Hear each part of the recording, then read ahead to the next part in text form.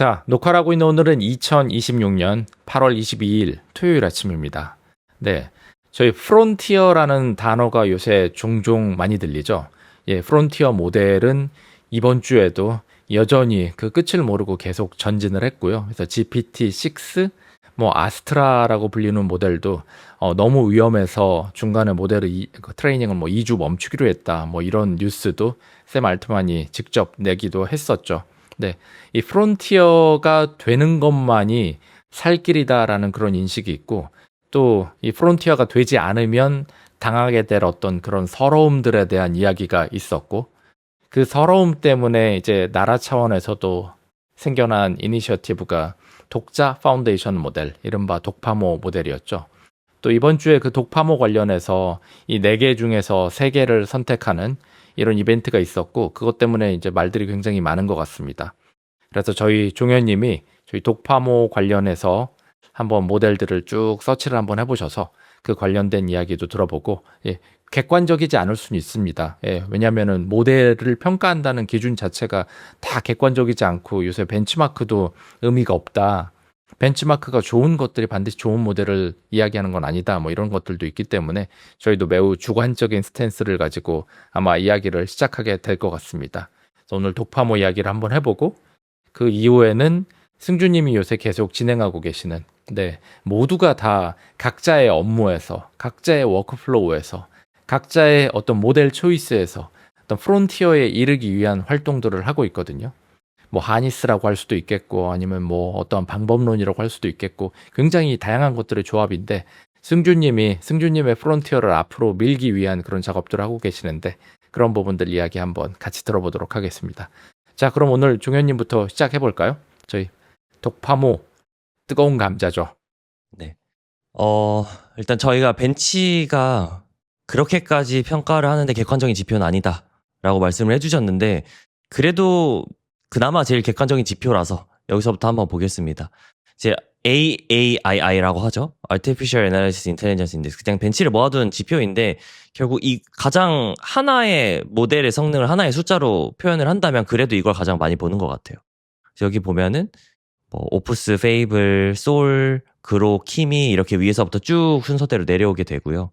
저희가 알고 있는 그 프론티어 모델이라고 얘기하는 미국과 중국의 모델들이 쭉 있고, 이쯤 오면은 모티프라고 해서 한국의 모델이 처음 나옵니다.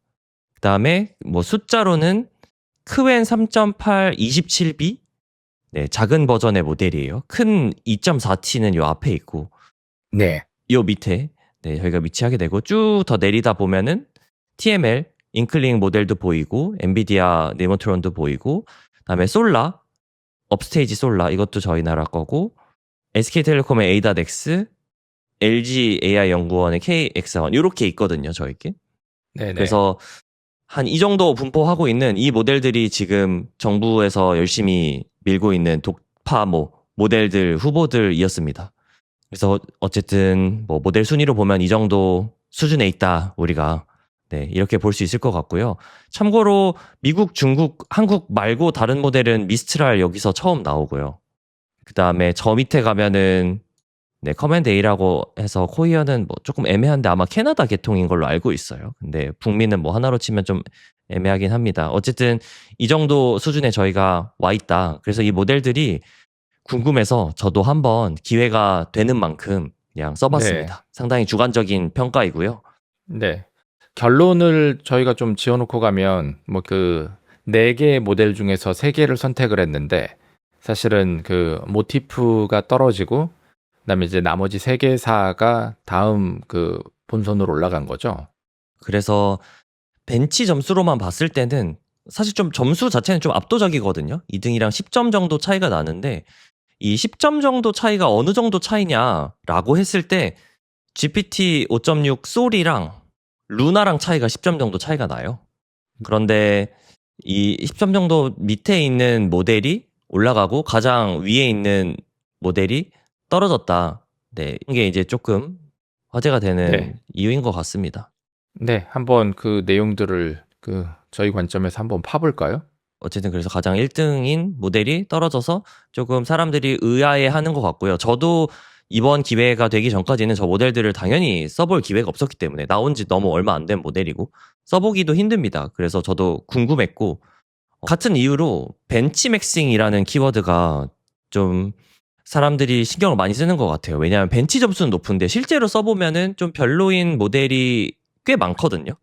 그래서 벤치 점수가 실제로 저희가 직접 써봤을 때 좀 불만족스러운가? 네, 이런 것들이 궁금해서 저도 한번 써보게 되었고요. 게다가 이 모티프라는 모델은 이번에 좀 어떻게 보면 처음 주목을 받아서 저도 이름 자체를 이번에 처음 들어봤습니다. 다른 모델들 같은 경우에는 업스테이지나 SK텔레콤이나 LG 엑사원이나 다 이전까지 이미 유명했던 모델들이라면 갑자기 툭 튀어나와서 좀 화제가 되었는데 떨어져서 더 화제가 된 네, 그런 모델이라고 볼 수 있을 것 같아요. 그래서 제가 한번 써봤고요. 나름대로 이게 상당히 주관적이다 보니까 좀 증명을 하고 싶어서 저도 어떻게 써봤는지 다 트레젝토리를 남기고 싶어서 일부러 라이브로 저희 채널에서 한번 했습니다. 그래서 평가도 직접 다 라이브를 보시는 분들이랑 채팅하면서 이런 거 해보자 저런 거 해보자 사람들 의견은 어떠세요? 이런 걸 받아보면서 진행한 거니까 최대한 그래도 제가 가능한 선에서는 객관적으로 평가를 해보려고 노력을 했고요. 자매 채널인 수도 리무브에서 종현님이 직접 라이브를 진행하셔서 그 결과를 어떤 베이스로 해가지고 정리된 내용이다라는 거를 말씀드립니다. 요약을 먼저 하고 넘어가면요. 객관적으로 이 모델들이 어떻게 생겼는가 볼만한 것들만 제가 살짝 정리를 했는데 일단 가장 궁금한 건 아마도 이 모델 사이즈시겠죠. 모델 사이즈가 300B, 750B, 680B, 200B 이 정도 됩니다. 그래서 200B에서 700B 사이 정도의 그런 규모의 모델들이었고요. 신기한 거는 가장 큰 모델이 점수가 좀 낮았고요. 오히려 작은 모델들이 점수가 더 좋았습니다. 그래서 모델 사이즈랑 또 벤치의 점수랑 또 좀 차이점이 있었다. 그런 것들이 있었고 그 다음에 컨텍스트 사이즈만 한번 보면은 네, 솔라만 1M 요즘에는 이제 1밀리언 모델들이 많이 나오고 있는데 거의 다 256K 네, 모델들이었고요. 그 다음에 모델 내부 관점에서도 좀 특이한 점들이 있었는데 어쨌든 트랜스포머 안쪽을 자체적으로 조금씩은 다들 수정을 해서 무언가 개선을 하려는 노력들을 했다. 그 다음에 궁금했던 거는 모델 사이즈도 모델 사이즈인데 학습을 얼마나 했을까? 왜냐하면 이 학습의 규모, 모델 사이즈, 데이터를 얼마나 많이 토큰들을 학습시켰느냐? 이런 것들이 특히나 우리나라 같이 미국과 중국이 아닌 곳에서 접근하기가 어렵기 때문에 그래서 정부가 사실 이런 사업을 하는 거죠. 그래서 이 규모가 궁금해서 프리트레인드 토큰의 양을 한번 조사를 해봤는데 대략 다들 10트릴리언 토큰 정도 한 것 같아요. 참고로 말씀드리자면 키미 같은 경우에는 작년에 나왔던 K2 지난 세대 모델이죠. 한 20트릴리언 토큰 정도 제가 학습했던 걸로 기억을 하는데 페이퍼에서 보기에 어쨌든 규모가 이제 그 정도 됩니다. 10트릴리언이라고 하면은 꽤 잘 따라가고 있다. 규모 정도로도 이렇게 볼 수 있을 것 같고요. 그 데이터셋의 출처가 재밌네요. 다 조금씩 다르고. 예. 모티프는 가장 후발주자답게 엔비디아 네모트론 코퍼스 걸 제일 많이 쓰셨고. 네. 보통 저희가 알고 있는 오픈된 프리트레인드 데이터셋 가장 큰 게 니모트론 쪽이랑 허깅페이스의 파인랩 이걸 이제 가장 표준처럼 보고 있는 것 같아요. 그 다음에 거기다 이제 자체적으로 뭐 공공기관 데이터를 어떻게 잘 쓰거나 아니면 이런 데이터들을 파인앱이나 니모트론 다 잘 모아서 어떻게 잘 정제하느냐, 잘 뽑아내느냐, 여기도 이제 압축하고 아니면 합성을 어떻게 했느냐 이런 정도의 차이점들이 조금 있었던 것 같습니다. 이것도 저희가 그냥 단순히 모델들을 오픈 웨이트 모델과 오픈 소스 모델 굳이 이제 분류를 하자면 레시피가 얼마나 공개가 되어 있느냐로 이런 정도를 좀 구분하고는 하는데 데이터 출처가 막 엄청 투명하지는 않았던 것 같아요. 이걸 좀 기대하긴 했었거든요. 왜냐면 한국어 데이터들을 어떻게든 다들 정제를 하셨을 텐데 그거를 어떻게 했을까? 합성을 했을까? 정제는 어떻게 했을까? 이런 것들이 궁금했는데 요거는 뭐 시간이 지나면은 다음에는 더 정제되고 공개될 수도 있을 것 같고요. 어쨌든 이런 것들이 결국 생태계를 만드는 거라서 좀 기대를 했으나 엄청 공개가 잘 되어 있지는 않았다. 이런 부분들이 좀 아쉬웠던 것 같습니다. 그리고 GPU는 B200 기준으로 500장에서 700장 정도로 지원을 해줬다. 그래서 이걸 리소스로 다 학습을 했고요. 그 다음에 말씀 주셨던 게 SK텔레콤이 이거를 이제 처음에 못 받았다고 말씀 주셨었는데 저도 이거 자세히 몰라가지고 한번 배경 설명해 주시겠어요? SK텔레콤은 이거는 확실치는 않은 정보인데 SK텔레콤은 초창기에 그 GPU 지원사로 등록이 돼 있어서 GPU 지원사의 경우에는 그 정부 지원을 받지 못한다 뭐 이런 조건들이 있고 그걸 지원을 받지 않으면 웨이트를 공개할 의무가 없다 뭐 이런 것들의 어떤 당근과 채찍이 연결이 돼 있었다고 들었어요. 그래서 SK텔레콤 같은 경우에는 7월에 다시 이제 그 정부 지원 범위에 들어온다라는 얘기를 들었고 그 전까지는 정부 지원 GPU를 받지 않았기 때문에 그 회사가 사비를 들여서 이번 모델을 훈련을 했다라고 그렇게 알려져 있습니다. 그래서 뭐 굉장히 많은 돈을 쓰셨다라는 얘기가 있고 뭐 액수도 이렇게 뒤에서 소문으로는 돌지만 확인되진 않은 사실이기에 말씀은 못 드릴 것 같고 근데 이번에 이제 3자 구도가 된 이 시점부터는 SK텔레콤도 정부 GPU 지원을 받게 된다 정도로 저는 이해하고 있습니다. 아, 네네. 이해했습니다. 어쨌든 여기 있는 회사들이 모델만 만드는 회사라고 볼 수도 있겠지만 SK텔레콤 같은 경우에는 GPU 서버를 공급하는 어쨌든 이게 다 인프라와 모델을 만드는 이 생태계 입장이 다른데 그 입장이 중복된 입장이어서 네, 사업의 공정성을 위해서 그런 것들을 장치들을 다 잘 마련을 했나 봅니다. 네, 일단 그 정도로 제가 이해를 했고요. 네, GPU도 얼만큼 아워나 썼는지 제가 이제 이런 게 궁금했는데 왜냐면 이게 진짜로 들어가는 비용 가장 큰 비용 중 하나니까 코스트가 궁금했는데 이것도 막 정확하게 이렇게 공개가 되어 있지는 않더라고요. 네, 그래서 이제 아웃풋 결과물로만 보면 물론 실험을 한 번에 딱 버튼 누르고 처음부터 끝까지 돌고 끝 이렇게 당연히 되지 않겠지만 액티베이티드 파라미터랑 그 다음에 얼마나 토큰을 학습시켰느냐 하면 이 전체 학습에 들어간 뭐 프리트레인 단계에서 학습에 들어간 연산량이 나오게 되는데 실제로는 뭐 이렇게만 계산하면 모티프랑 솔라 오픈 점수가 높았던 두 모델이 실제로는 더 작더라 연산량 프리트레인만 보면 네. 이런 것들을 좀 그냥 역으로 계산 간단하게 해볼 수 있었고요. 그 다음에 제가 놀라웠던 거 중에 하나는 이 모티프 팀이 인력이 한 30명 정도밖에 안 된다고 하더라고요. 네. 그래서 스타트업인데 되게 작은 인력으로 이런 거를 잘 해냈다. 이거 자체가 신기하다고 생각이 들었고요. 이 모델을 만드는 일이라는 것 자체가 좋은 파운데이션 모델을 만드는 일이라는 게 엄청 큰 규모의 GPU 그래서 돈이 많이 드는 일이지만 정작 인력 자체는 그렇게까지 많이 필요한 일은 아니다. 팀은 소규모 팀이어도 얼마든지 할 수 있다. 이런 것들을 좀 반증했던 것 같아요. 저희가 다 프론티어 랩에서 관찰하고 있었던 지점들 중 하나인데 우리나라에서도 똑같이 벌어졌었던 것 같고요. 인원을 영입하고 할 때 그분들의 어떤 몸값이 막 크게는 막 1,000억씩도 왔다 갔다 하고 하는 거겠죠. 네, 기사에 나오는 네. 것처럼. 이게 몇 명이 마치 레시피처럼 가지고 있으면 되는 일이라는 게 좀 알려져 있죠.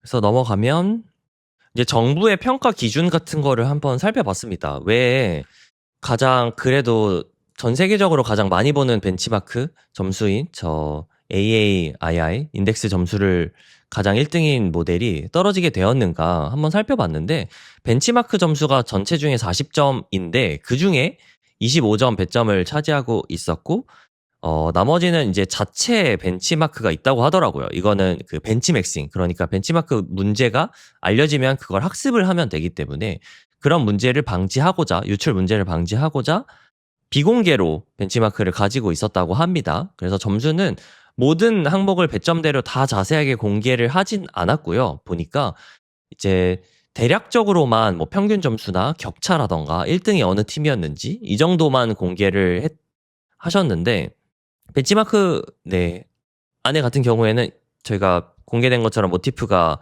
네, Artificial Analysis 점수는 1등이고 그다음에 자체 벤치는 SK텔레콤 모델이 1등이었다고 하더라고요. 네. 놀라웠던 부분이었던 것 같아요.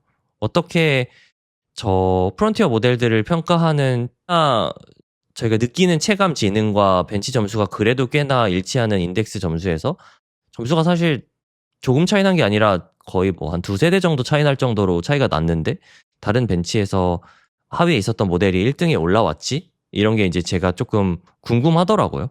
그래서 벤치가 어떤 모습일까? 나중에 아마 평가가 다 끝나면 공개를 해주시지 않을까 싶은데, 네, 아마도 어떤 데이터의 분포가 엄청 다를 것 같아요. 평가하고자 하는 항목 자체가 되게 다를 것 같아요. 뭐 한국 독파모 모델이니까 한국 관련한 그런 데이터셋이나 벤치마크가 많지 않을까요? 그럴 것 같아요. 네.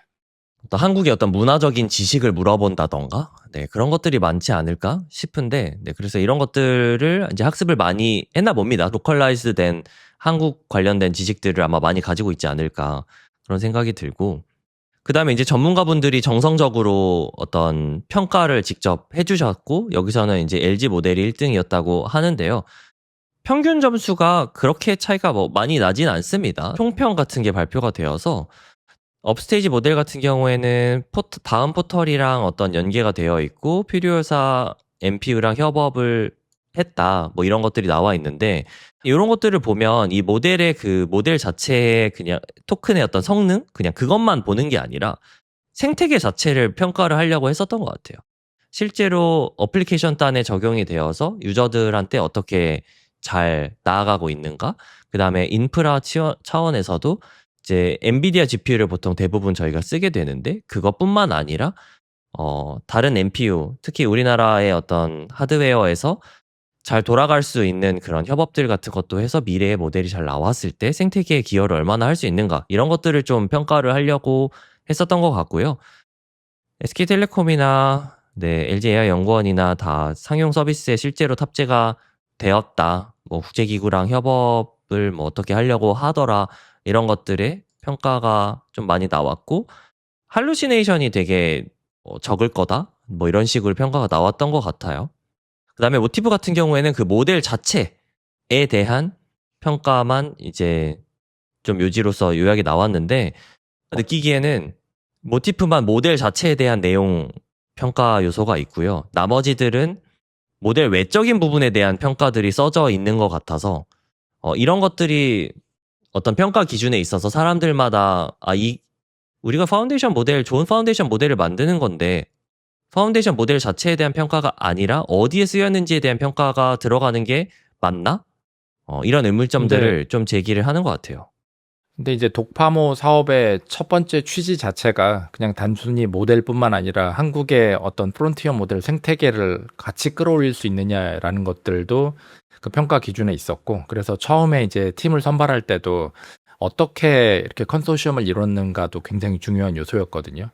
그렇기 때문에 얘가 단순히 모델의 성능만 놓고 평가를 하는 그런 건 아니다라고 보는 게 맞을 것 같습니다. 또 나라에서 진행하는 사업들은 또 공정성이 우선시 되어야 하기 때문에 그게 어떠한 편향을 두고 누군가 뭘 조작하기는 참 어렵거든요. 그리고 평가의 루브릭 자체가 AAII가 35점이고 나머지 요소들이 굉장히 많이 큰 팩터로 있기 때문에 모델의 성능만 가지고 평가하는 건 아니다라는 건 저희가 알고 있어야 될 것 같아요.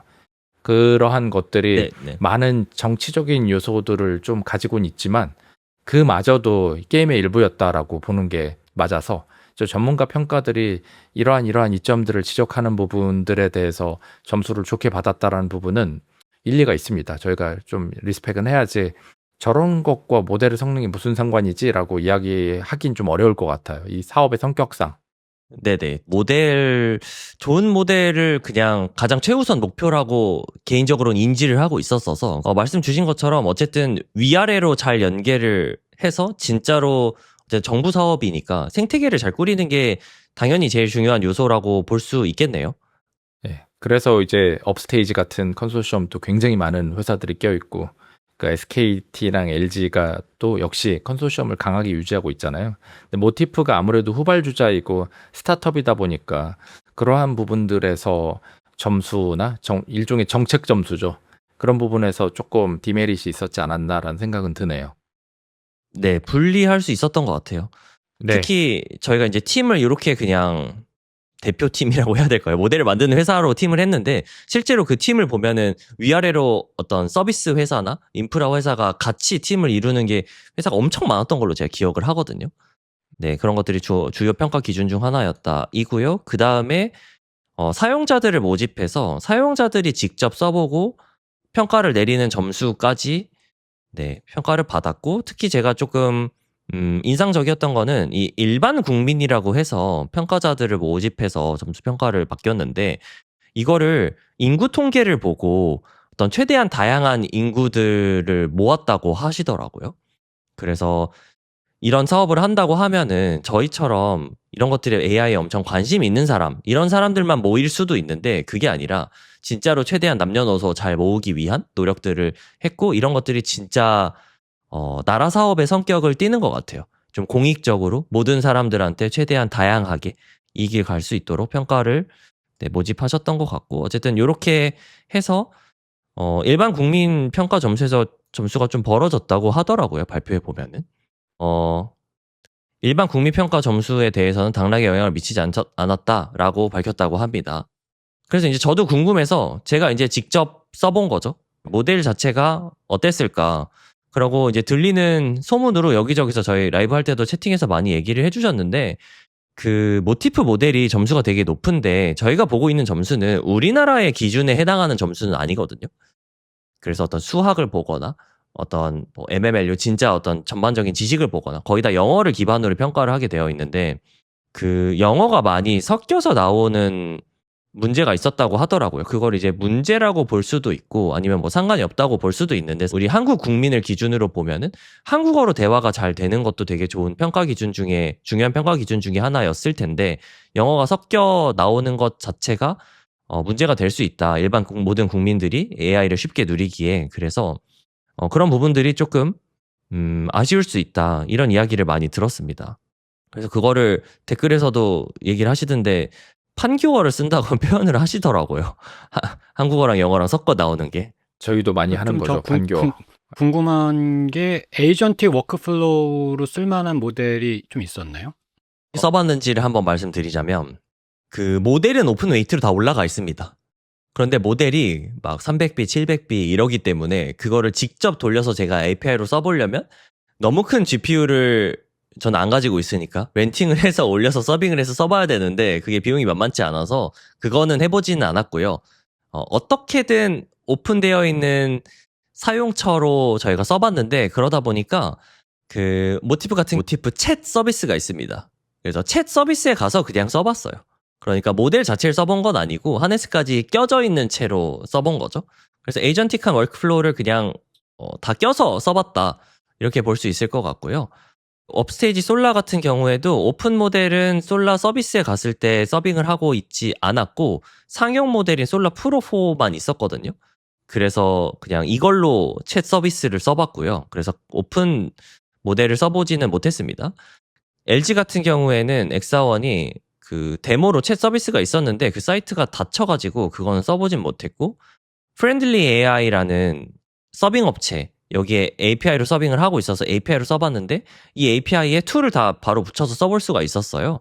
그래서 웹서핑이나 이런 것들 뭐 파이썬 짜서 돌려보기 이런 거 다 툴 붙여서 뭐 나름 네 가볍게라도 에이전틱하게 써봤고요. 넥스는 써볼 수 있는 서비스가 없어서 제가 이거는 써보지는 못했습니다.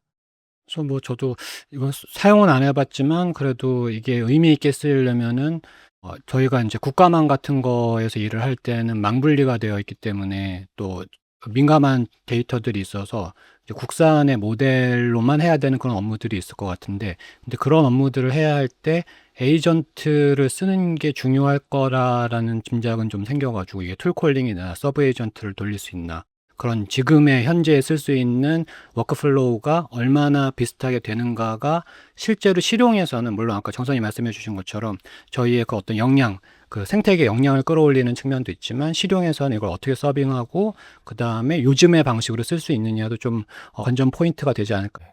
그리고 이게 그 평가에 사용됐던 그 환경이 아마 모델 자체를 평가하는 거여서 그 모델의 베어 미니멈 하니스 없이 하는 그런 평가가 아마 가혹하게 좀 적용됐을 거고 모델의 품질 좀 약간 인지적인 품질이라고 인지적인 품질은 하네스를 걸면 이 많은 부분 좀 수정할 수 있는 부분이 있으니 그래서 어떤 그 서비스가 이렇게 그 만들어진 그 외부에 있던 챗 인터페이스 형태로 만들어진 곳에서 쓰는 것과 모델 자체의 품질은 조금 다르게 평가될 수 있다고는 들었습니다. 네, 그런 거를 제가 정확하게 느꼈던 게 그 모티프 같은 경우에 영어가 많이 혼용돼서 나온다고 소문을 들었는데 진짜로 아마 모델 서빙해서 써보신 분들의 의견들일 것 같아요. 근데 자체 챗 서비스로 돌렸을 땐 그런 문제가 전혀 없었거든요.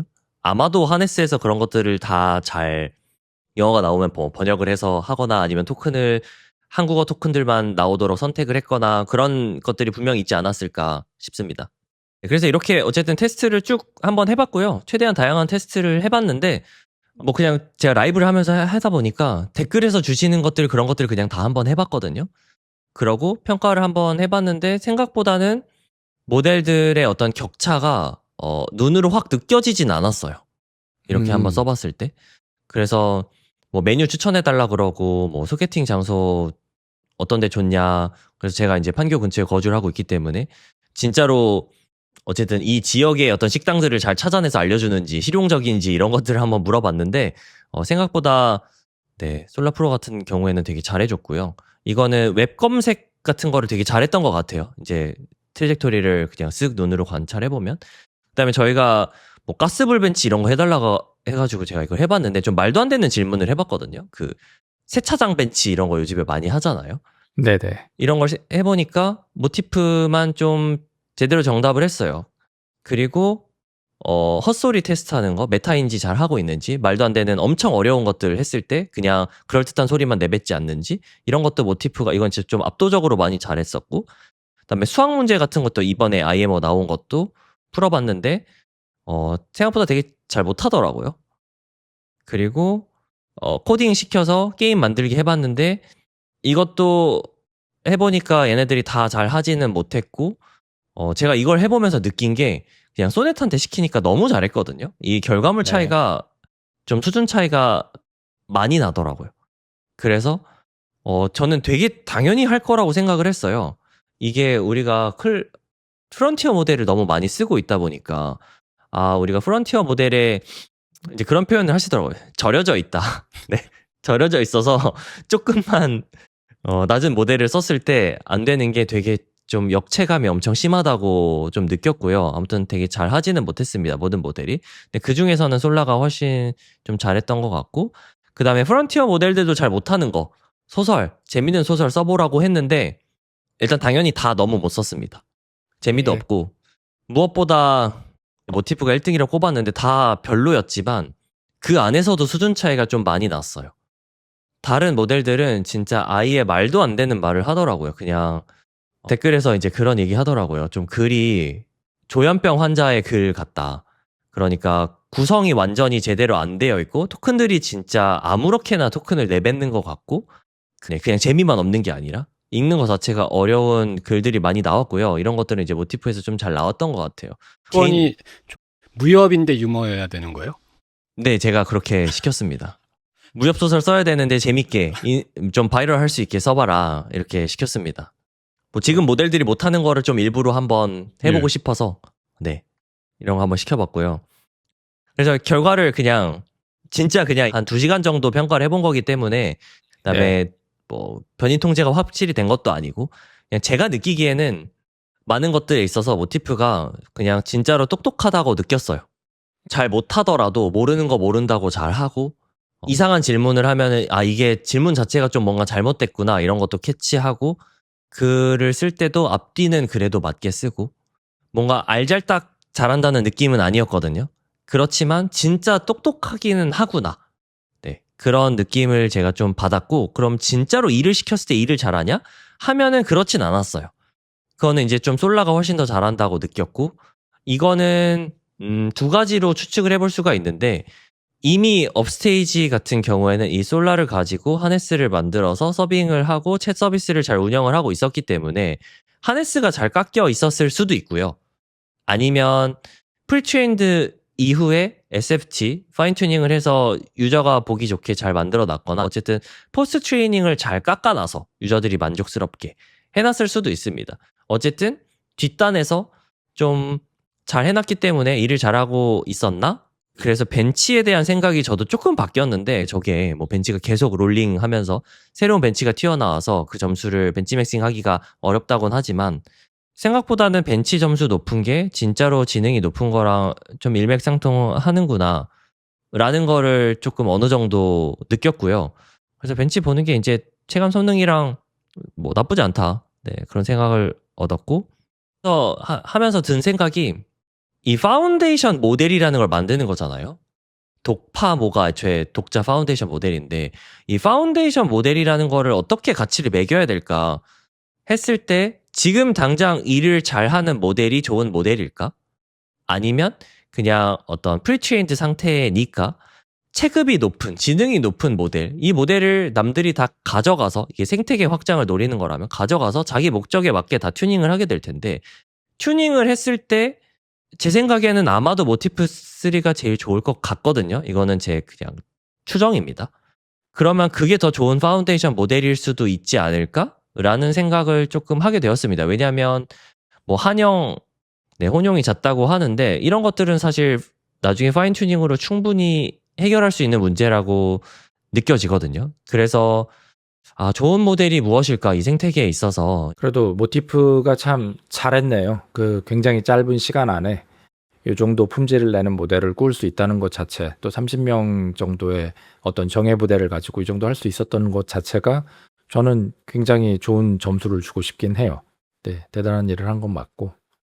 네네. 그러나 이제 뭐 독파모라는 것들도 아까 뭐 평가 기준이나 루브릭들이 있었고 거기에는 단순히 모델의 어떤 평가 기준 이외에 다른 또 이게 다 주관적이잖아요. 모델의 품질에 대해서 느끼는 게.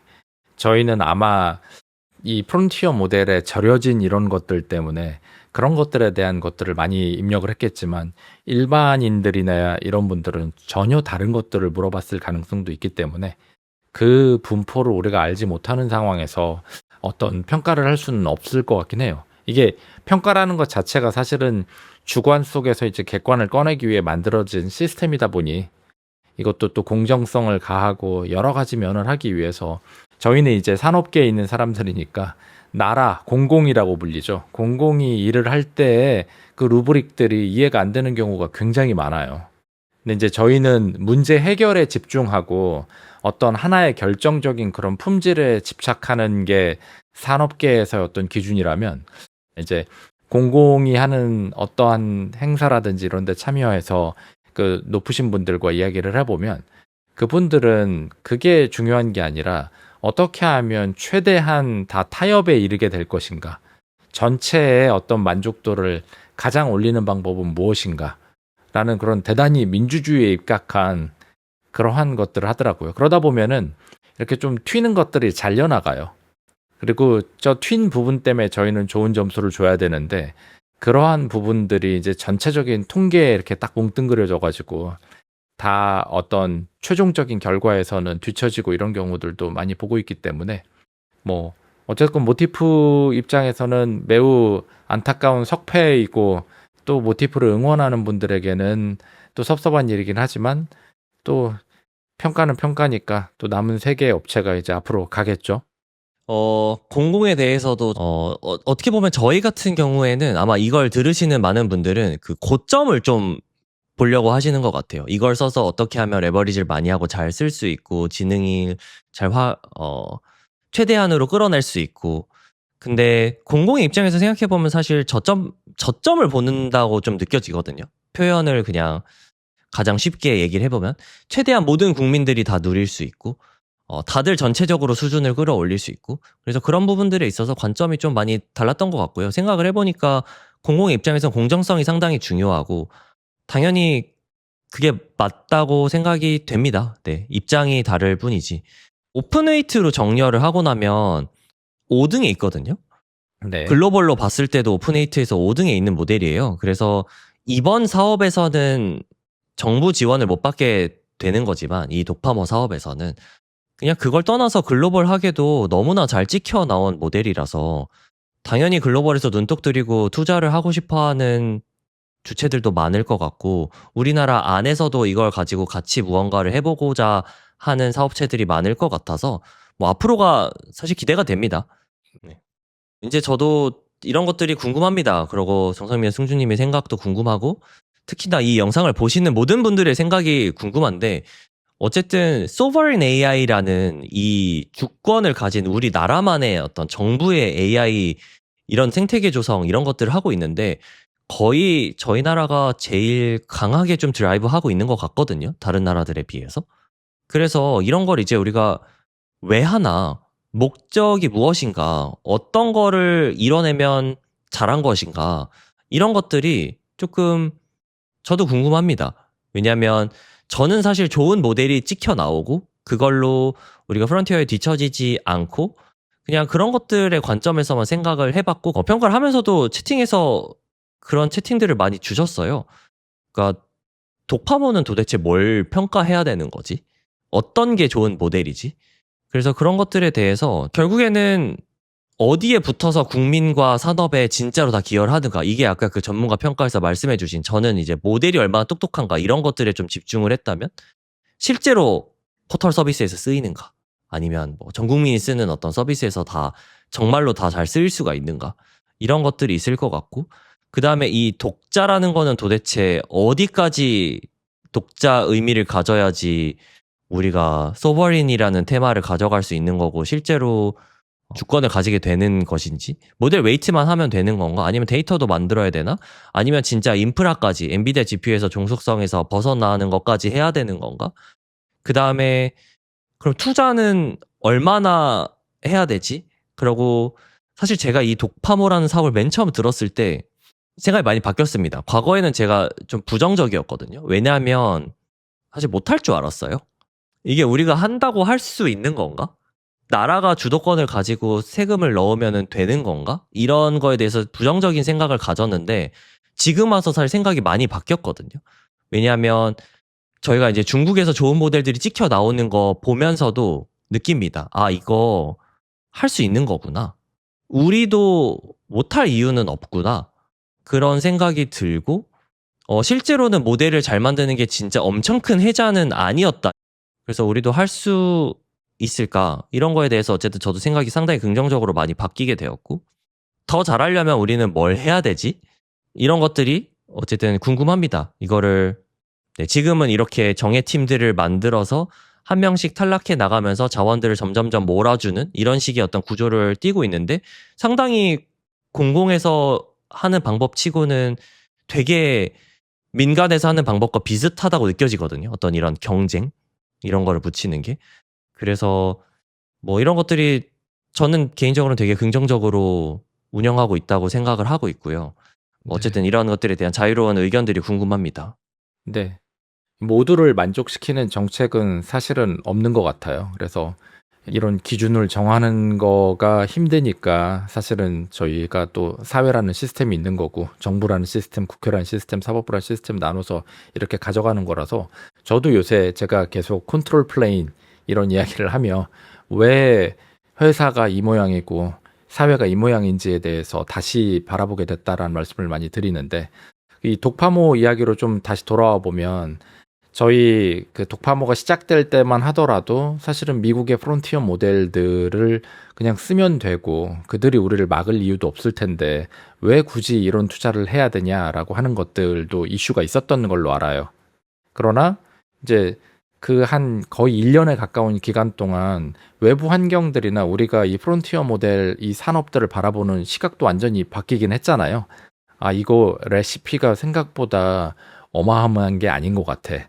어느 정도 기본 이상이 되면 컴퓨테이션과 데이터 품질을 넣고 돌리면 나오는 것 같고 한 번 넘어가면은 누구나 할 수 있는 그런 일이야 라는 것들을 이제 뭐 미국의 프론티어 랩, 중국의 프론티어 랩들을 보면서 저희가 깨달은 게 하나가 있고 덕분에 변한 게 있다면 영원할 것 같았던 엔트로픽이나 오픈 AI의 어떤 모델의 우위 이런 것들도 그들도 걱정해야 되는 시기에 도달했기 때문에 모델 공급사가 굉장히 많아지고 얘가 특정인들이 그 독점하고 있는 어떤 독점제가 아니라 그냥 코마더티라고 그러죠. 일반 소비재화 되면 사실은 코마더티가 되면 그 특정 몇 명이 그 유지할 수 있었던 부의 크기는 줄어들지만 일반 국민들 전체적인 그런 사회의 부는 확 증가하거든요. 계속 싸지고 누구나 만들 수 있게 되니까. 사실은 어떤 독점제가 코마더티화 되는 것들이 끊임없이 반복돼 온 게 그냥 진화의 역사이고 저희 산업화의 역사이고 이 그 모든 것들의 역사이기도 하거든요. 근데 얘는 기술이 빠르고 관심이 있고 그 영향력이 큰 만큼 이걸 정말 압축적으로 성장했다고 봐요. 마치 핵무기 같은 거라고 생각해야 되나? 이걸 안 만들면 존재에 어떤 위협이 생겨, 체제에 위협이 생겨라는 것들 때문에 거의 그 정도 레벨로 생각했기 때문에 좀 뛰어든 것 같고, 그러지 않았다면 중국도 그렇게 국가 단위에서, 근데 중국도 목숨 걸고 했잖아요. 한국도 또 그거를 미중에 이어서 심지어 유럽보다도 빠르게 이렇게 막 집중된 자원 투입을 통해서 따라갔다는 것 자체가 저는 의미가 있는 것 같고, 제가 당시에 독파모 사업을 지지했었던 이유는 어찌되었건 저희가 GPU 헝그리한 그런 나라였잖아요. 좀 GPU 리치하게 만들어서 어떤 회사가 되었건 그걸 경험하는 엔지니어링 풀이 생기면요, 이거 어디서 생기면 다른 곳으로 바로 퍼집니다. 예.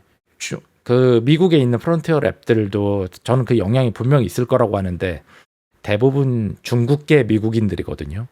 그리고 그들이 어찌 되었건 학연과 지연으로 본토에 있는 사람들과 다 얽혀 있어요.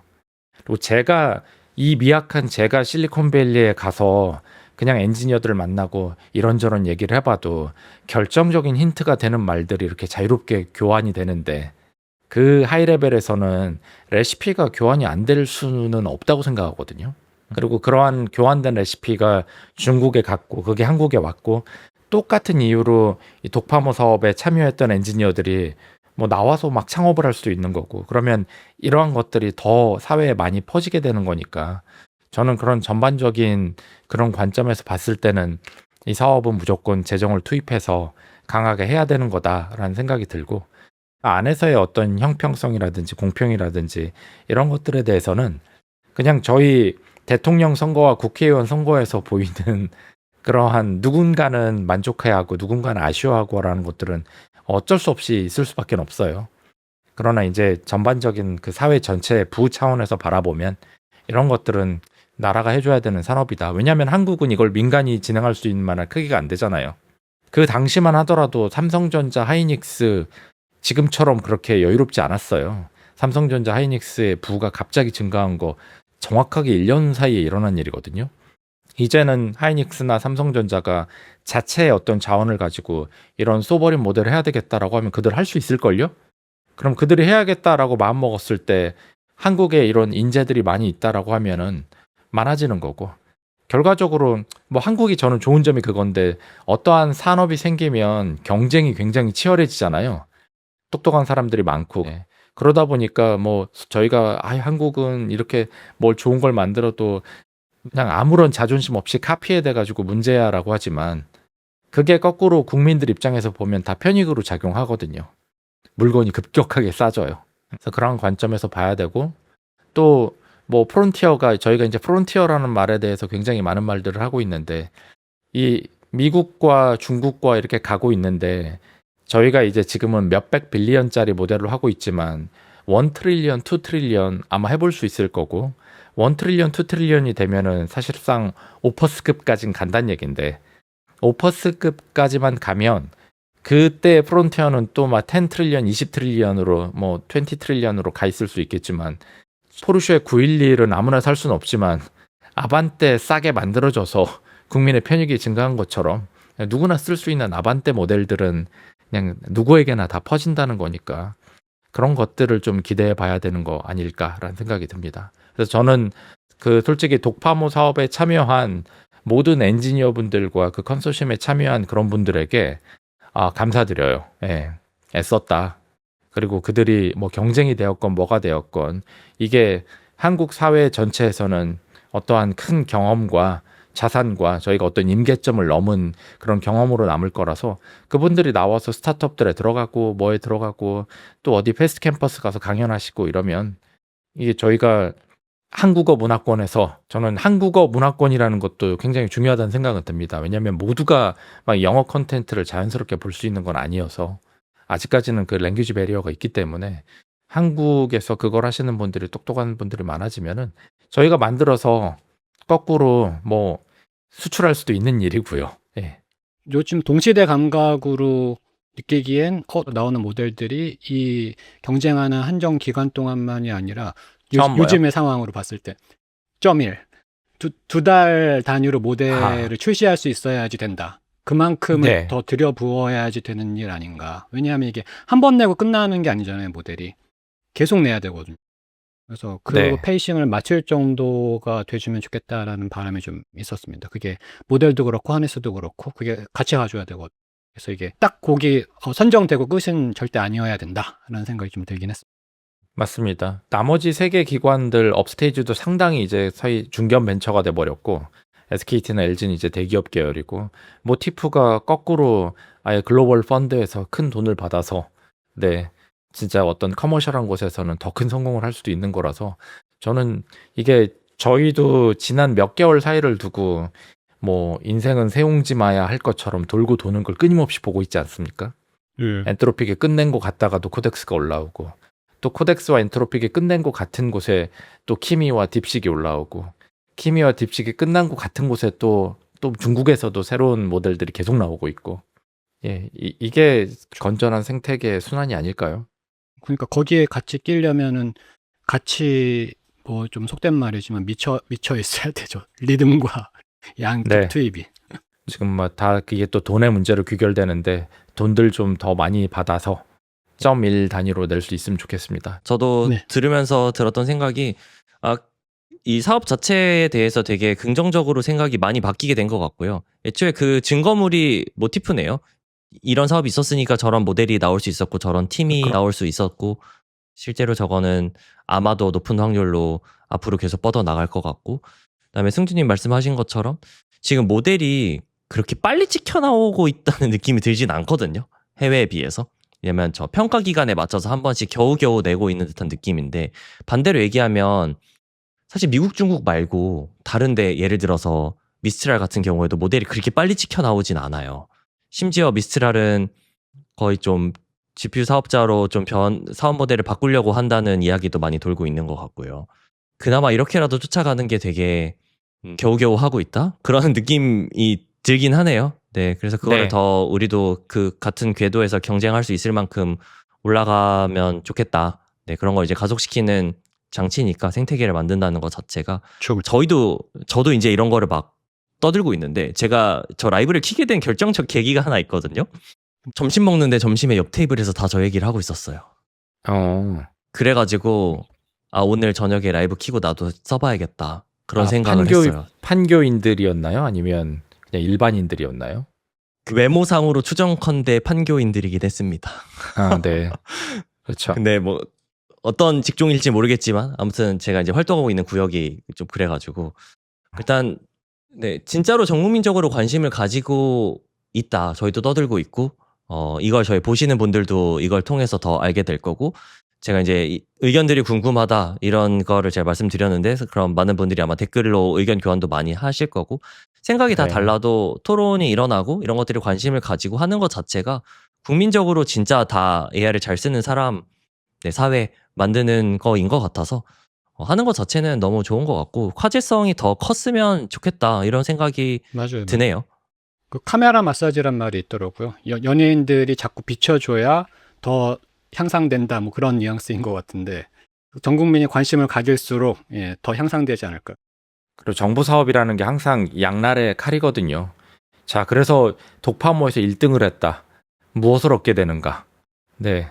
그 기간 동안 GPU 자원을 공여받았다. 그게 뭐 몇백억, 몇천억어치다. 당연히 그거 큰 자원이니까. 그거지만 그 끝나고 나서 또 굉장히 혹독한 시장으로 나아가야 되는데 그 시장에서는 뭐 한국인이니까 한국형 한국 모델 써줄 것 같지는 않거든요.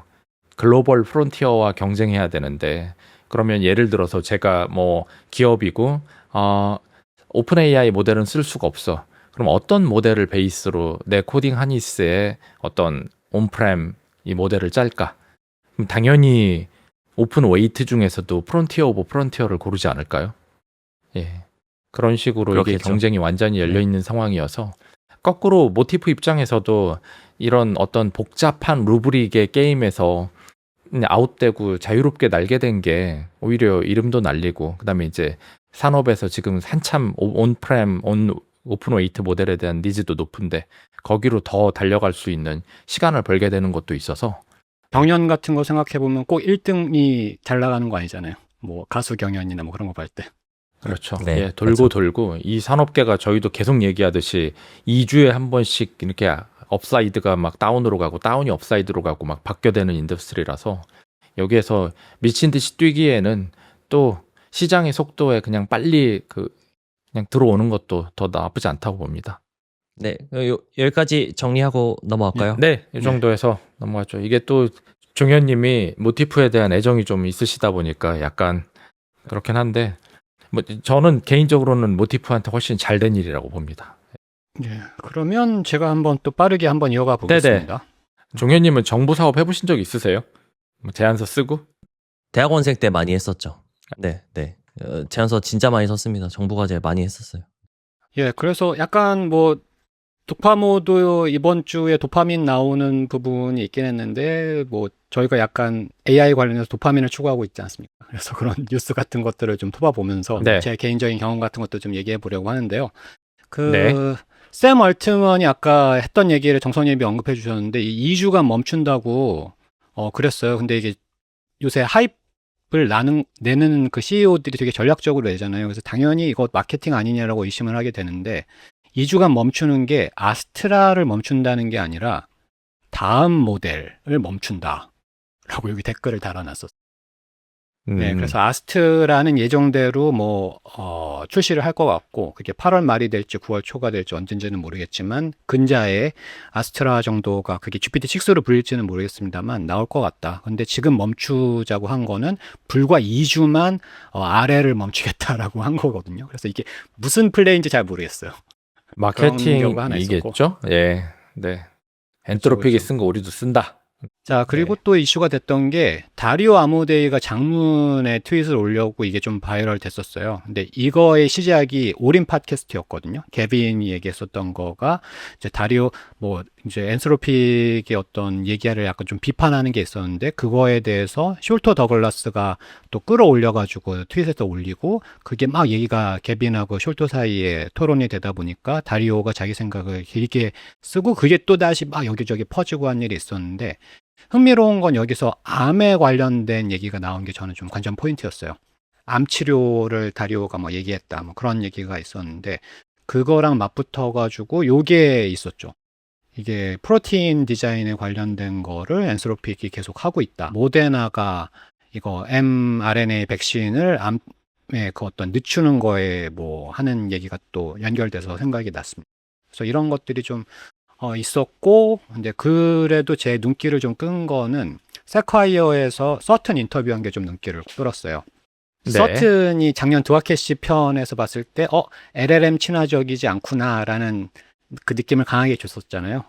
그리고서는 막 이게 네. 자기들이 하는 거 얘기들을 재밌게 너무 또 풀었거든요. 네, 너무 천상계 단어들을 쓰셔가지고 저희 같은 민초들이 못 알아들은 것 같아요. 네. 예, 그래서 그때 하는 얘기들을 조금 더 구체적으로 푸른 편이 이 편입니다. 그래서 실제로 그 오크랩을 되게 소규모로 차려서 창업을 했는데 거기서 뭘 도전하느냐에 대한 얘기를 했거든요.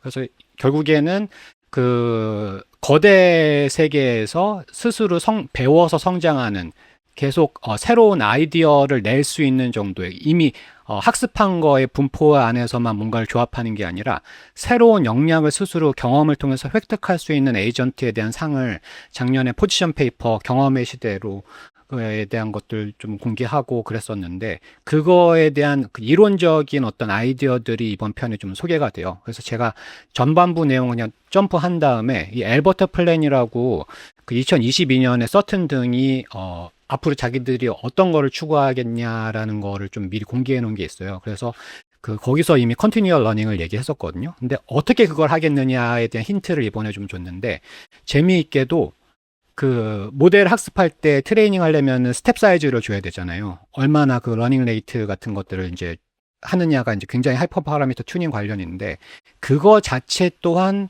그 그러니까 트레인업을 파라미터로 둔다라는 게 이제 메타 러닝 쪽에서의 화두였는데 퍼 파라미터마다 그거를 준다는 얘기를 하더라고요.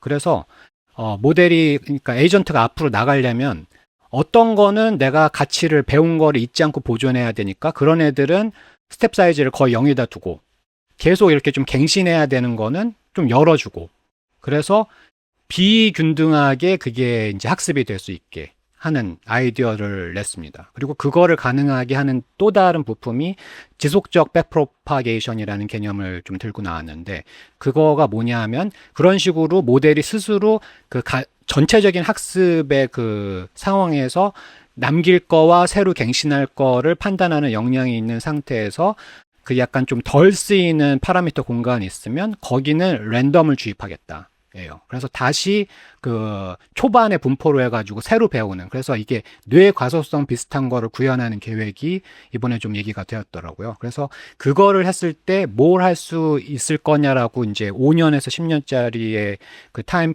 프레임에서 뭘 추구하냐고 했는 계획이 나온 게 1트릴리언 정도의 모델이 그렇게 컨티뉴얼 러닝을 해서 계속 그 경험을 통해 가지고 배워나가는 거를 내놓을 거를 이제 상을 잡고 있더라고요.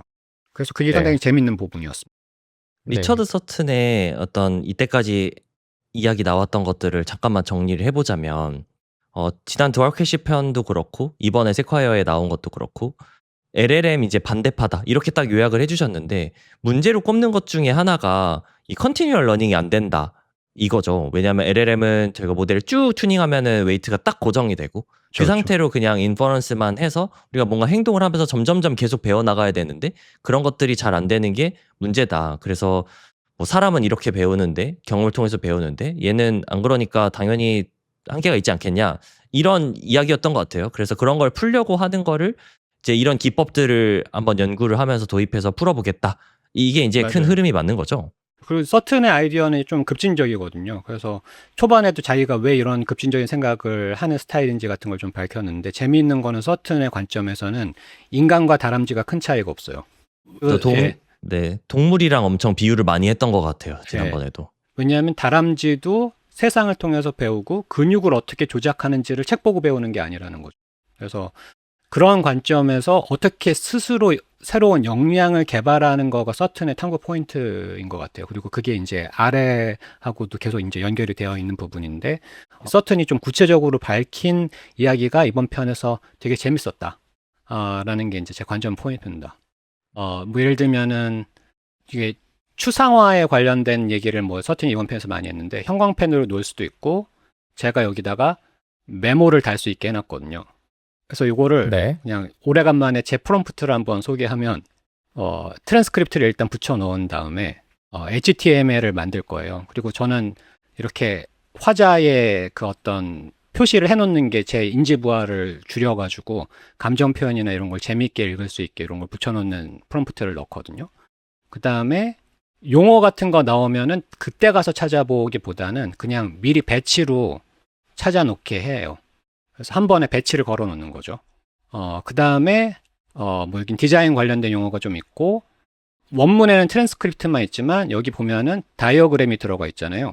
그래서 다이어그램을 SVG로 생성하고 그거를 프리뷰로 미리 얘가 멀티모달로 보게 한 다음에 시각적인 개선을 하는 반복 루프를 하게 합니다.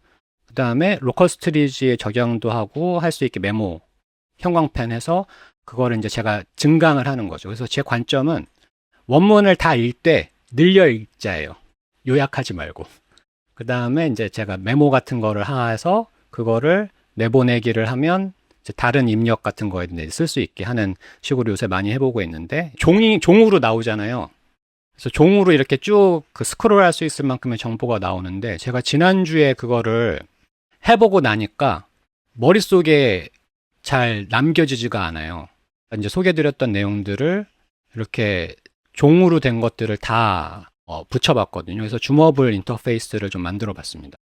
그리고서는 네.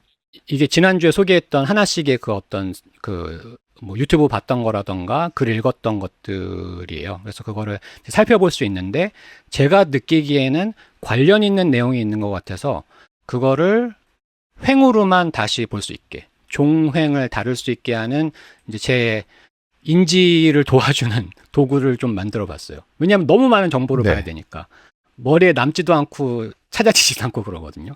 그래서 네. 이제 이런 도구들을 봤는데, 제가 오늘 좀 다시 짚어보고 싶은 것은 재기적 자기 개선 토론 부분에서 그 두아케 씨가 그 질문을 했었던 거에 관련된 거 얘기를 좀 다이어그램을 보면서 하려고 해요. 지금 정리해 주신 거를 보니까 예. 그 LLM은 그냥 토큰의 흐름, 어떻게 보면 음. 1차원적인 정보를 다루는 모델인데 확실히 인간은 이제 종횡 이런 거를 연관관계를 한눈에 파악하는 걸로 그쵸, 그쵸. 그런 도구로서 사용하신 거잖아요. 진짜 그쵸, 그쵸. 사람은 비전으로 무언가 정보를 다루는 동물이구나. 그래서 확실히 차이가 좀 느껴지긴 한다. 이런 점들이 서튼이 말한 어떤 차이점들 중에도 하나겠구나라는 생각이 좀 들었어요. 그리고 이렇게 SVG 같은 다이어그램을 여기다 끼워 넣는 이유는 줌아웃 했을 때 정보가 남아 있을 수 있게 하고 그 빠르게 앵커링을 하려고 하는 거거든요. 그래서 시멘틱 줌이라는 개념도 있는데 그게 레벨 오브 디테일에 따라서 어떤 거가 그 줌아웃 했을 때도 보이게 하는 용인데 이게 딱 그 모델은 아니긴 합니다만 약간 유사성이 있죠.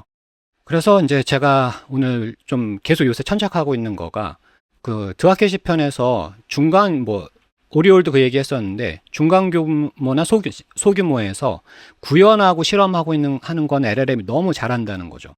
근데 그런 것들은 비용이 싸니까 반복해서 이런 실험들을 가능성 공간들을 탐색하는 걸 잘할 수 있는데 사실 정말 그 역량을 획득하는 프리트레이닝은 자주 할 수 있는 게 아니다 보니까 이런 식으로 병렬로 해놓고서는 평가하고 하는 게 쉽지 않다는 거죠. 따라서 필연적으로 두아케시가 얘기한 건데 몇 번 런 돌릴 수 있는 건 취향의 의존성이 생긴다.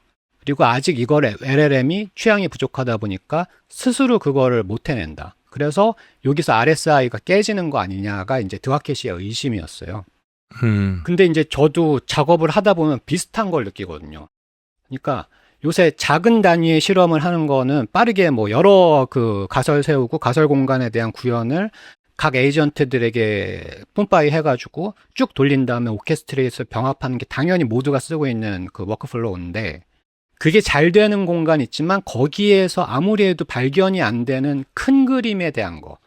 그래서 여기도 이제 이번 편에도 힐클라이밍이라는 단어가 나오는데 힐클라이밍은 잘해요. 특정할 수 있는 지표가 나오고 그거를 조금씩 숫자들을 줄여가지고 하는 것들은 지금 현재 모델들이 너무 잘하는데 그러다 보면 필연적으로 로컬 미니마에 빠지는 경우들이 있습니다. 너무 좁은 공간에서 최적화를 하려고 하다 보니까 큰 그림을 놓치고 조망을 하게 해야지만 비로소 그때 조망을 하고서 그거 놓쳤다라는 얘기를 하거든요.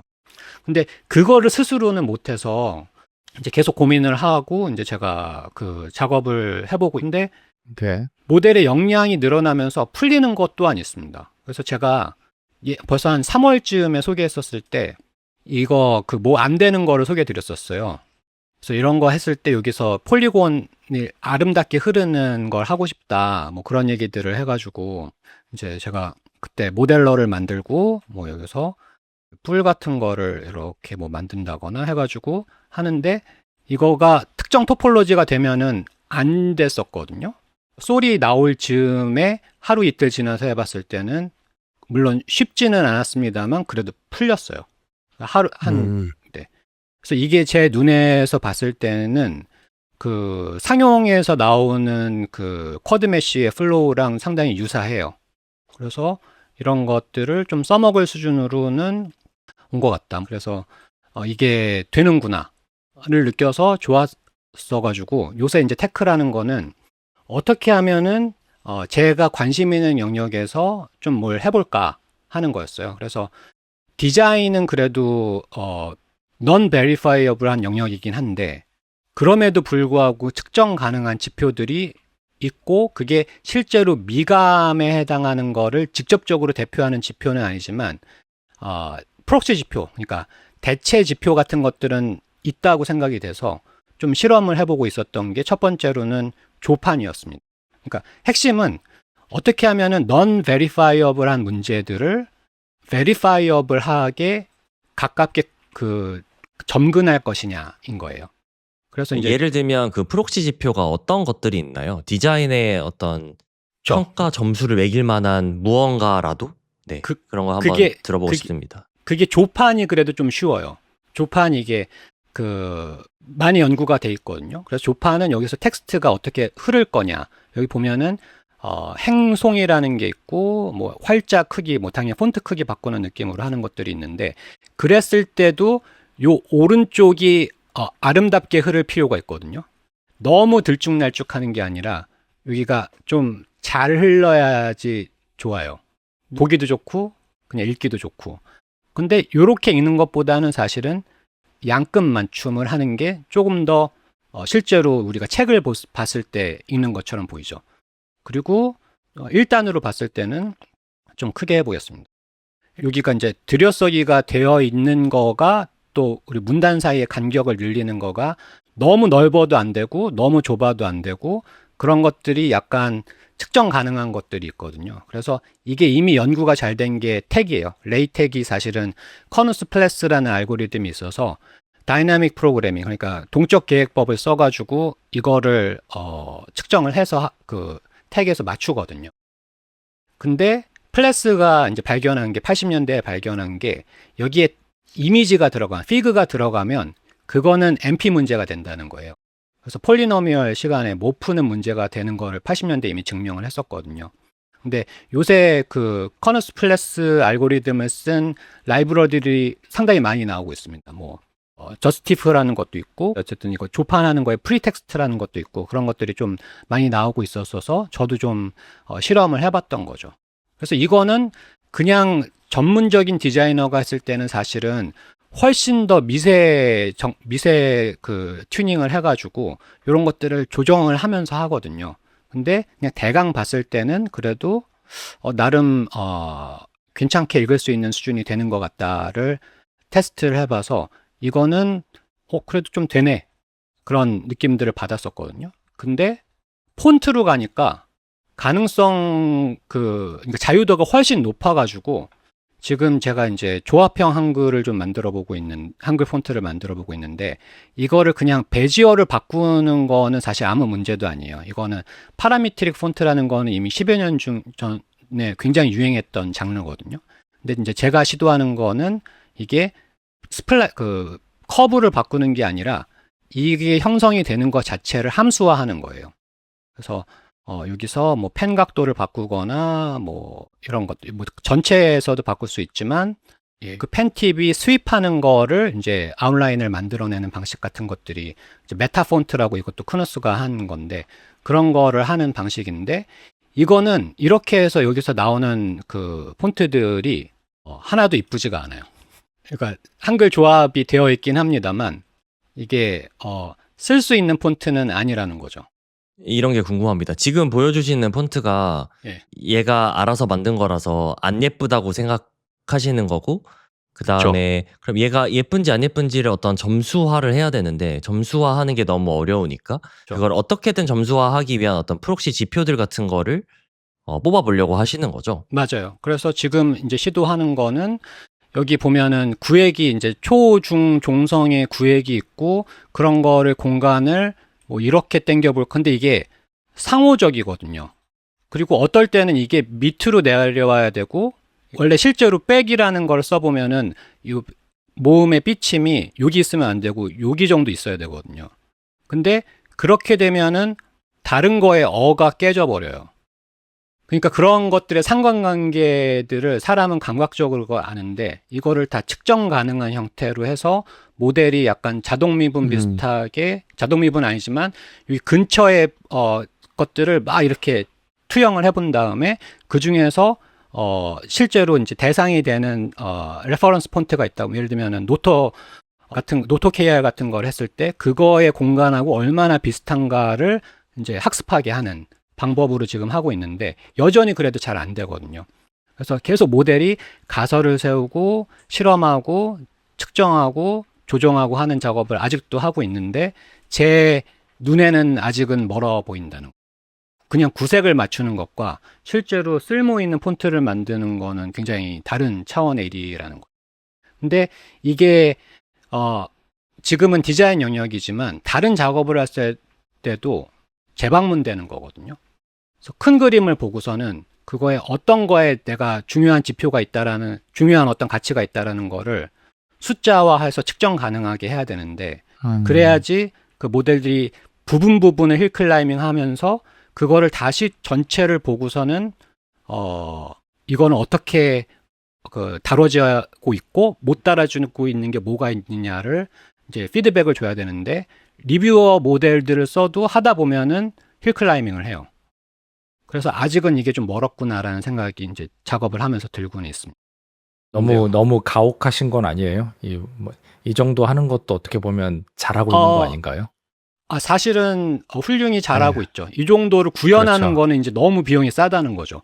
파라미터릭 그렇죠. 폰트라는 거를 하는 거예요. 그래서 지금 이거는 한글이라서 좀 어려운데 이거 예전 같았으면은 폰트 회사에 한 팀 정도가 붙어서 상당히 오랫동안 티키타카 하면서 진행했었어야 할 프로젝트를 지금 승주님이 혼자 디렉팅 하시면서 모델 끼고 밀어붙이고 계시는 거잖아요. 얘가 다 완성되고 나면 이거 어디에 쓰는 물건이에요? 저 평소에 그냥 쓰려고요. 저 유치원에서 디자인 작업해야 될 일이 있는데 힘들어가지고. 유치원에서 어떤 그러니까요. 약간- 문서를 내거나 뭐 할 때 좀 독특한 그쵸. 우리만의 폰트로 뭘 이렇게 퍼블리시를 하시고 싶은 목적성이 있는 거죠? 늘 쓰는 폰트 쓰고 하고 또 네. 그런 것들이 좀 마뜩지 않은 부분들이 있으니까 그냥 좀 하나 네. 해봤으면 좋겠다라는 생각이 있어서 하는 뭐 유의적인 측면도 있지만 목적성을 가지고 있는 그런 거거든요. 근데 이제 그걸 하는 김에 그 에이전틱 워크플로우에 대한 메타적인 생각을 하면서 하는 거죠.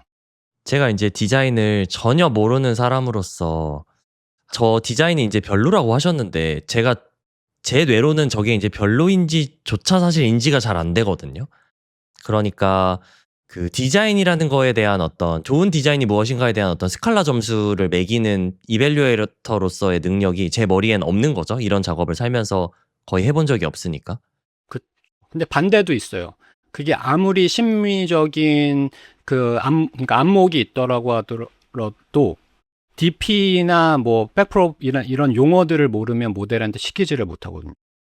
근데 그러면 제 뇌를 이제 LLM이라고 생각하고 비교를 해보자면 어쨌든 제가 디자인을 잘하려면 제 뇌에다가 어떤 좋은 디자인이 무엇인지 감각적인 거를 탑재하는 어떤 과정이 필요한데 그러면 LLM이 아까 얘기하신 것처럼 예를 들면 큰 프론티어 모델이 더 커져서 아예 새로운 파운데이션 디자인 요소를 다 잘 평가할 수 있는 파운데이션 모델이 찍혀 나온다면 어떤 방식으로든 힐클라이밍을 해서 좋은 폰트를 만들기가 가능해질 거라고 생각을 하시는 거죠.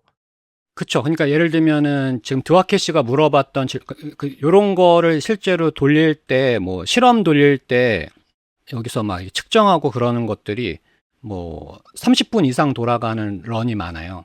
왜냐하면 다양한 공간들에 대해서 다 측정을 하고서는 축을 찾은 다음에 그거에 이제 다음 런에서 그걸 테스트를 해보는데 그래서 이게 비용이 들기 때문에 그러니까 어떤 방향으로 갈지를 제가 감을 잡으면서 해야 되거든요. 근데 그거를 어떤 규모에서는 빠르게 돌릴 수 있어서 힐클라이밍이 되는데 사실 제가 원하는 거는 그 판단하는 것도 루프 안에 들어갔으면 좋겠는 거죠. 근데 현재 레짐으로는 어떤 영역에서 좀 될 것 같은데 non verifiable한 영역에서는 그게 잘 안 된다는 인식이에요. 그리고 드와케시그는 결국에는 그 큰 정말 규모의 런을 돌리려면은 취향에 의존적인 요소들이 있기 때문에 그게 안 되고서는 사실 모델의 RSI는 사실은 RSI라기보다는 SI가 아니냐라는 그런 함의가 좀 있는 것 같거든요. 그 요- 정해진 곳 안에서만 프론티어 그쵸. 모델의 어떤 지능의 한계 안에서만 끝까지 밀어붙일 수 있는 거지 그 위를 넘어갈 수는 없다. 그쵸. 근데 이렇게 예, 생각이 듭니다. 네. 맞아요. 근데 서트니 테크라는 거는 그거거든요. 그래서 지금 레짐이 아닌 거를 이제 탐색한다였어요. 머릿속에 상은 뜨지만 굳이 설명하라고 하면은 참 어렵긴 해요. 예.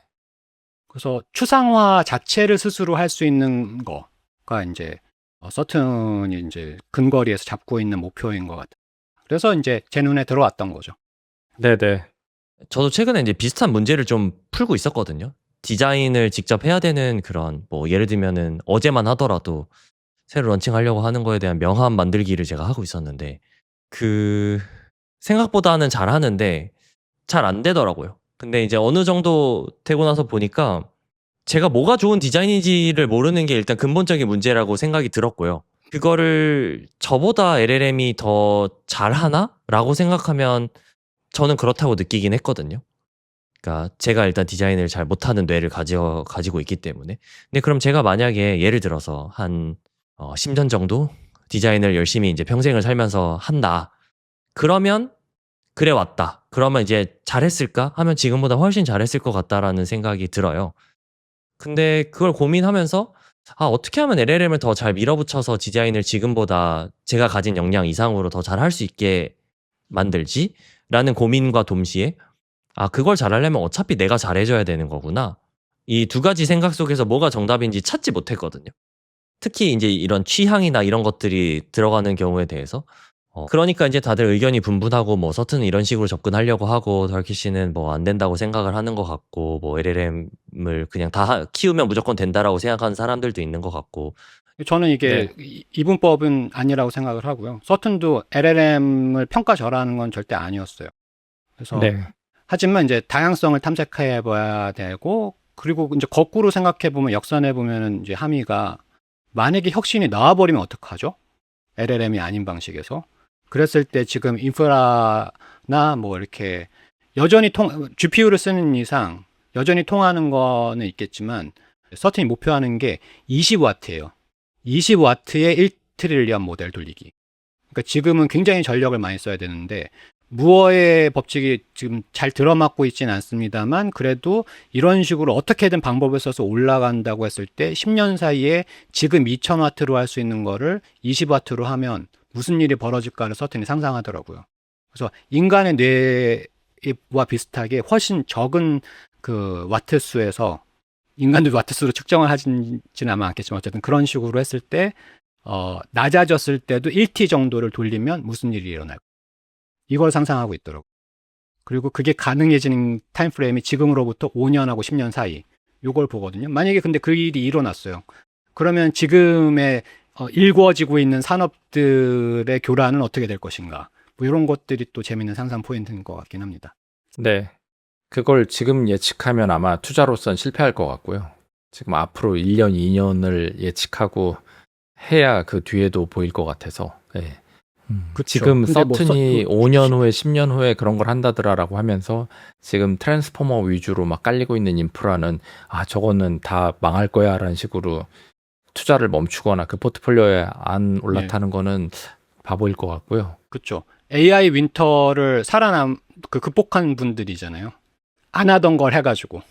그래서 이제 약간 그런 거는 여전히 중요한 것 같다라는 거지, 뭐 이제 지금의 레짐이 망할 거다라는 거는 아니긴 하죠. 근데 상상을 해보자는 정도였지.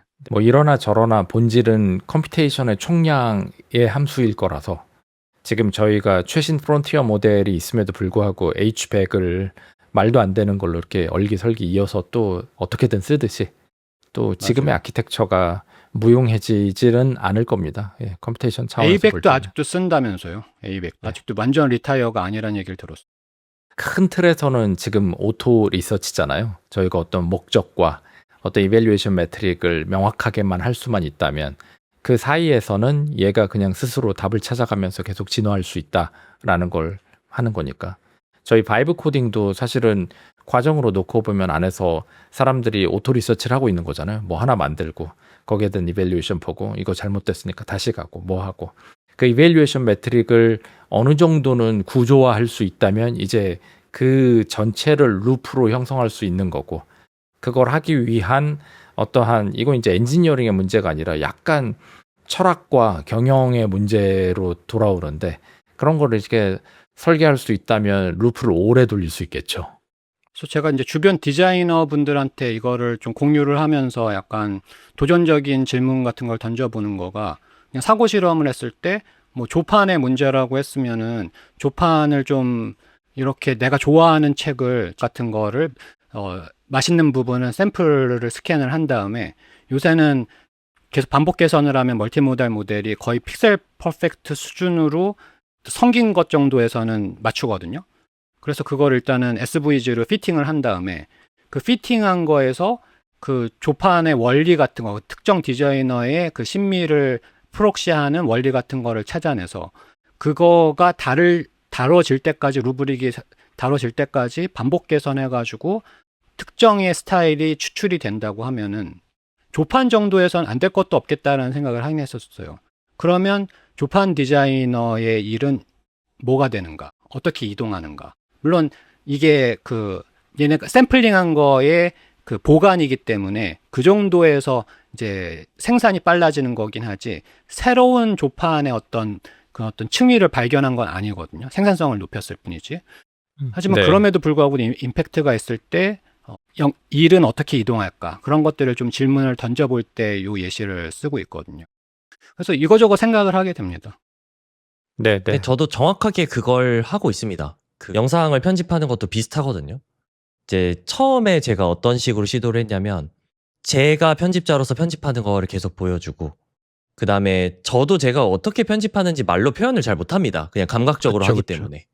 그래서 그걸 다 넣어주고 여기서 얘가 룹을 돌면서 저처럼 똑같이 만들게 하도록 이밸류에이션 매트릭을 잡고 제 스타일을 추출하게 하면은 그 스타일이 추출이 되죠. 저는 어떤 식으로 하는지.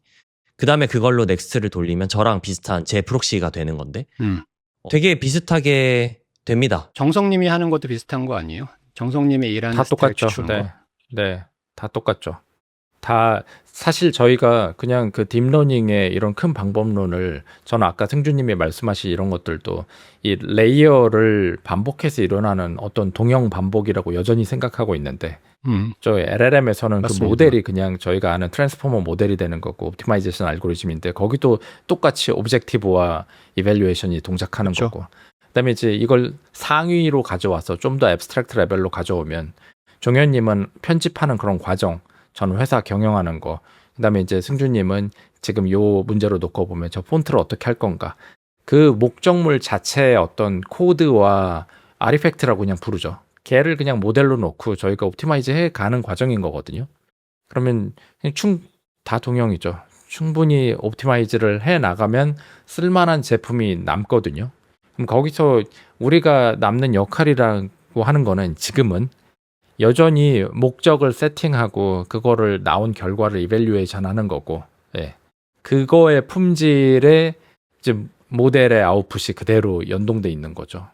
저도 답은 없습니다만은 이게 과연 우리가 어떠한 도메인이다, 어떤 스페이스다라고 얘기하는 거가 얼만큼의 크기이고 얼만큼의 어떤 시작과 끝이 있는지는 아무도 모르잖아요. 예.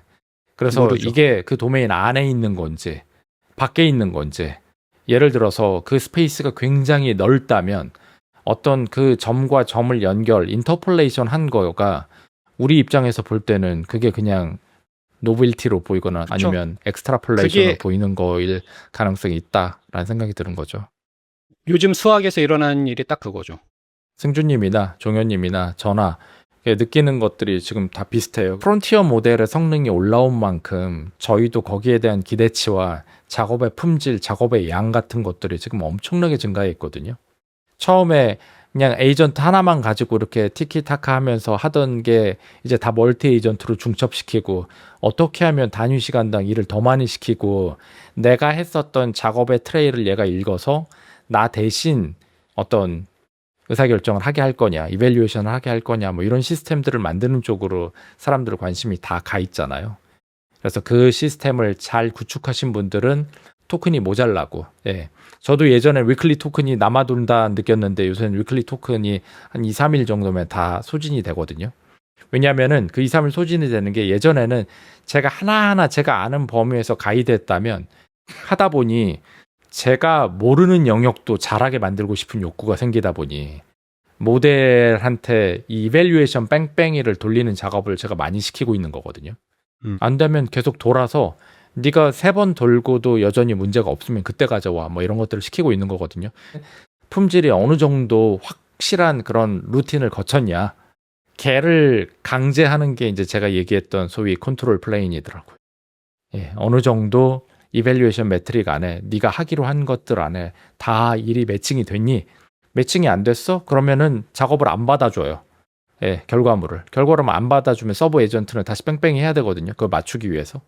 아, 내가 이걸 못 맞추겠구나. 다시 돌겠습니다 하고 다시 갔다 오거든요. 그런 식으로 이제 제가 해야 될 일을 어쩌면 제가 한번 보면 그냥 끝났을 일인데 얘한테 뺑뺑이를 돌리고 일부러 그 사이에서 굉장히 많은 부산물들을 떨어뜨리는 거죠. 승주님이 예전에 얘기하셨던 그 부산물들의 유용한 부산물. 네트워크들을 예, 많이 만들고 그것들 사이에서 걔가 하다 보면 저도 예기치 않은 발견들을 하게 되거든요. 이거 이렇게 했었으면 됐을 일이네. 잘했어. 그러면 맞아요. 제가 거꾸로 저의 웨이트를 바꾸죠. 알고리즘은 저는- 진짜 많이 배워요. 특히 이름들을. 그 이름만 알면 네. 되거든요. 맞아요. 그리고 이런 거 없을까라고 대충 컨셉만 얘기하면 찾아오죠. 얘가 다 알고 있으니까. 옛날에 이런 그렇죠. 알고리즘 있었고 이거에 맞춰가지고 그렇게 해보자라고 하면 자 그러면 그 논문과 그 코드 베이스 꺼내와라고 하면 진짜 매트릭스에서 이 뭔가 이렇게 팩 꼽듯이 헬리콥터 조종법 그냥 머리에 딱 넣고 끝내버리듯이 제 어떤 도구가 그대로 확장된다는 경험을 하거든요. 그래서 아마도 종현님이나 승준님도 똑같은 경험을 하실 텐데 제가 얘랑 일하면서 느끼는 게 그 매트릭스에 그게 된 느낌을 받아요. 그냥 시키면 되고, 내가 원하는 게 있으면 이건 될 거야 라는 그게 됐거든요. 상상력의 문제죠. 맞아요. 이건 되는 일이야 라고 생각하니까 그걸 또 이니시에이트를 안 하게 되는 것들, 게으름도 또 거꾸로 생겨요. 그냥 팩 꼽는 것처럼 된다 그런 이야기를 저도 하고 싶었습니다. 생각하느라고. 근데 그 종현님이나 승준님 하시는 그럼- 일들을 보면 예전에 하시던 일 대비 지금 굉장히 말도 안 되는 일들을 하고 계시거든요. 보여주시는 것들이 저한테는 신기해요. 근데 이제 저희 모두가 다 지금 이게 프론티어 수준으로 올라온 거죠.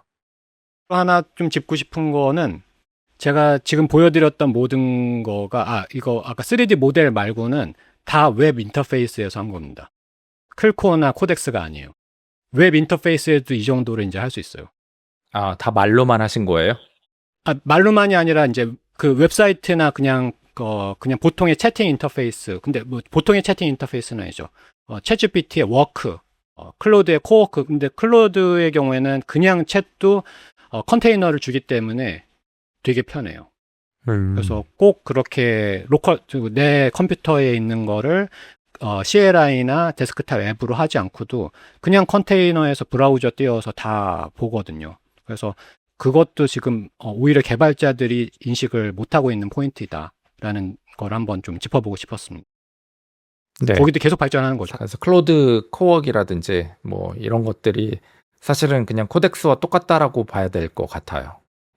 그리고 이제 조금 더 시간이 흐르면 마치 한 1년 정도가 더 흐르면 저희가 로컬의 컴퓨테이션이 센 컴퓨터를 사야 될 이유가 없을 수도 있을 것 같아요.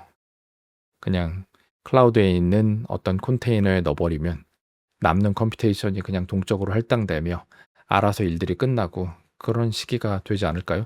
저도 우리 모두 그 오픈클로나 아니면 뭐 헤르메스 에이전트 쓰면서 집에다가 그냥 오레이존으로 돌고 있는 그런 컴퓨터들 하나 있잖아요. 저도 DGX에다가 그걸 껴놓고 걔 위에 모든 걸 다 만들어 놓고 있는데, 그리고 제가 일하는 거라고는 제가 직접 UX라든지 아니면 막 그 동영상 편집 같이 비주얼을 막 그 실시간으로 확인해야 되는 게 아닌 그냥 문자로 하는 일이면 제가 이제 컴퓨터를 안 피거든요.